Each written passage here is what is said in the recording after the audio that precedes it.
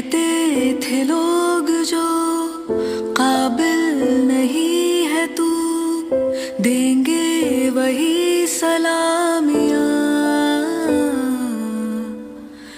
दिल थाम के जहाँ देखेगा एक दिन तेरी भी कामयाबियाँ।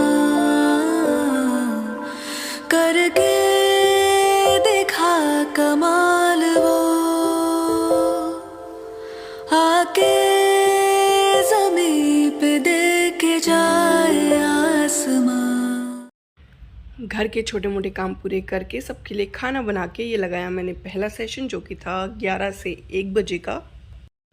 और जैसा कि हमने डिसाइड किया था दिन की शुरुआत करेंगे एक हेल्दी ड्रिंक के साथ, तो आज मैंने लिया है जीरा वाटर। आप सबको मेरी प्यार भरी राम राम। उम्मीद करती हूँ अच्छे होंगे आप सब, और इस भागदौड़ भरी ज़िंदगी में अपने चेहरे की मुस्कान को कहीं भूल न जाना।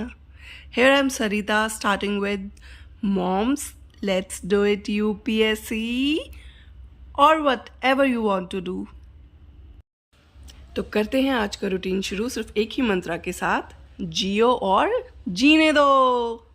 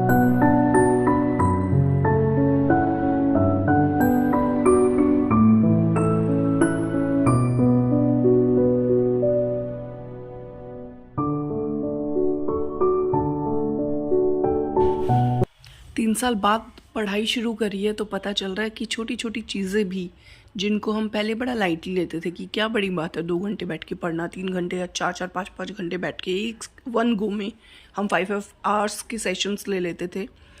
तो आज जब 3 साल बाद पढ़ने बैठी हूँ तो पता चला कि ये भी एक बहुत बड़ी स्ट्रेंथ थी हमारी, जिसको हम उस वक्त रिवॉर्ड नहीं करते थे, बड़ी कॉमन लगती थी।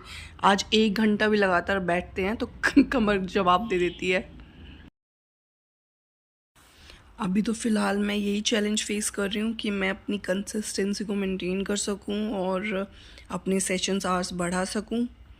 मेरा टारगेट है कि मुझे 7 to 8 आवर्स तो अपने प्रिपरेशन को देने ही देने हैं, जो कि अभी शायद 4 आवर्स निकाल पा रही हूँ मैं सिर्फ। तो हाँ, डिफरेंस होता है लाइफ में, जब रिस्पॉन्सिबिलिटीज़ बढ़ती हैं तो चीज़ों को अलग तरीके से एडजस्ट करना पड़ता है, पर एट दी एंड हो सब कुछ जाता है। हम ट्राई करेंगे, इसको भी एडजस्ट करेंगे डेफिनेटली, नो डाउट। शादी से पहले मैं सुबह के सेशंस अपने ज़रूर लगाती थी कि 5 से 7 के बीच में भी मैं 1-2 घंटे ज़रूर पढ़ा करती थी। अभी after marriage, in fact having baby, उसके बाद तो it's not possible to study early morning, उसका रूटीन ही सेट नहीं होता। तो अभी ब्रेकफास्ट करते करते मैं यही सोच रही थी कि इसके बाद मुझे क्या पढ़ना चाहिए, मैं वही प्लान कर लूँ। अभी यही डर लगा रहता है कि खाना खाने के बाद मैं पढ़ने ही बैठूँगी या फिर कुछ और काम आ जाएगा या घर में कोई आ जाएगा। तो जब मुझे टाइम लगता है मैं सोचती हूँ उसे यूटिलाइज़ कर ही लूँ। तो अनप्रेडिक्टेबिलिटी काफ़ी हाई हो जाती है वर्किंग लाइफ में और एज अ हाउसवाइफ।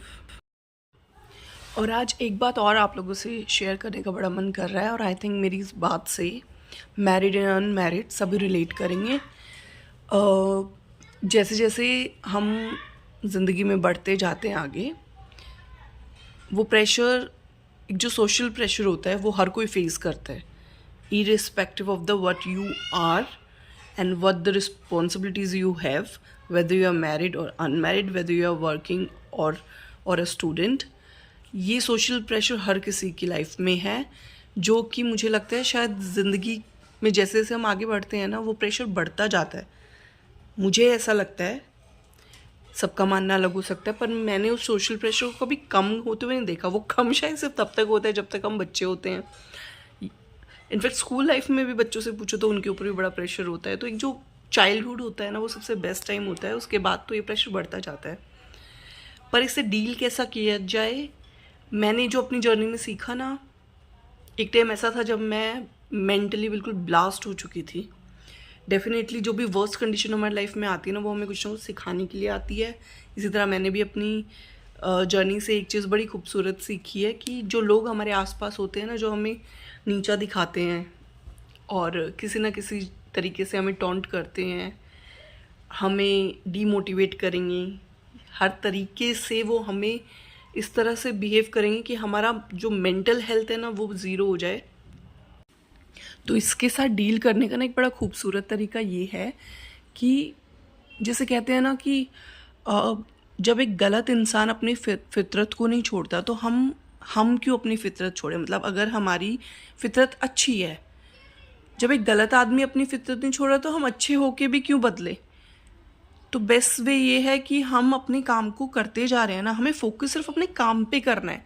मैं इस वक्त एक प्रैक्टिकल चीज़ कह रही हूँ जो सुनने में अच्छी लगती है, ठीक है, हम सुन के सोचते हैं हम इसे ट्राई करेंगे, पर सीधा ट्राई करना, सीधा इसे अपने एक्शन में लाना बड़ा मुश्किल होता है। जो मैंने खुद फील करी अपनी जर्नी में ये चीज़। पर जो मैं अभी कह रही हूँ ना, इसको इस तरह से सुनना कि वो आपके सबकॉन्शियस माइंड में बैठ जाए। जब वो सबकॉन्शियस माइंड में बैठ गया ना आपके, तो ही आप उसे अपने एक्शन में लेके आएंगे। तो ये जो जितने भी नेगेटिव लोग इधर उधर हैं या कहीं से भी आपको लगता है आप मेल नहीं खा पा रहे हो किसी की भी बातों से, किसी के साथ उठने बैठने से, अगर आपका मेंटल हेल्थ ख़राब होता है ना, एक तो सबसे पहले उसकी संगत को छोड़ो। बहुत सी ऐसी चीज़ें हैं या रिश्ते हैं जिन्हें हम नहीं छोड़ सकते। तो इट्स बेटर कि आप खुद में इतने मस्त हो जाओ। और मस्त होने का क्या तरीका, जो आपकी जिम्मेदारी है ना उनसे प्यार करने लगो। अपने सुबह से लेकर रात तक के जो काम है ना उनसे प्यार करने लगो। और प्यार इस तरह करना है कि अपने काम पर ऐसा ध्यान देना है कि उसे अच्छे से अच्छा करने की कोशिश करो। क्योंकि अच्छे इंसान की अच्छाई और किसी और गलत इंसान की करे हुए गलत बिहेवियर को कोई नज़रअंदाज नहीं कर सकता। जो जैसा है वो अपनी बिहेवियर को रिफ्लेक्ट करता ही करता है और वो किससे नहीं छुपता। डोंट वरी अबाउट कि कोई हमारे बारे में क्या सोचेगा, हम सही होके भी गलत दिख रहे हैं, ऐसा नहीं है। वो सिर्फ हमें लगता है, पर बाहर सबको सब नज़र आ रहा है और किसी और को दिखाना ही क्यों है। आपको जिसमें फेथ है, आपको अपने गॉड में फेथ है, आप सिर्फ उनको ध्यान रखो। हर सेकंड आपको ये देखना सोचना होगा कि मेरा भगवान है वो देख रहा है। प्लस आप अपने जो काम करते जा रहे हैं ना उसमें इतना मगन हो जाओ कि आप उससे प्यार करने लगो, उसके साथ ही जीने लगो। यानी खुद से प्यार करना जिस दिन आ गया ना, ये मैं अपनी प्रैक्टिकल बात बता रही हूँ जो मैंने अपनी ज़िंदगी में सीखा। और अभी मुझे हालांकि इस पे और काम करना है, मैं 100% नहीं कर पाती है, पर मैं 60% ये करने लगी हूँ। और मेरा ये मुझे कंटिन्यू करना है ये, और क्योंकि मुझे इस तरीके से काफ़ी लोग दवाइयाँ खानी शुरू कर देते हैं डिप्रेशन की या किसी सर दर्द की, न जाने क्या क्या, मेंटल हेल्थ जब वीक होती है।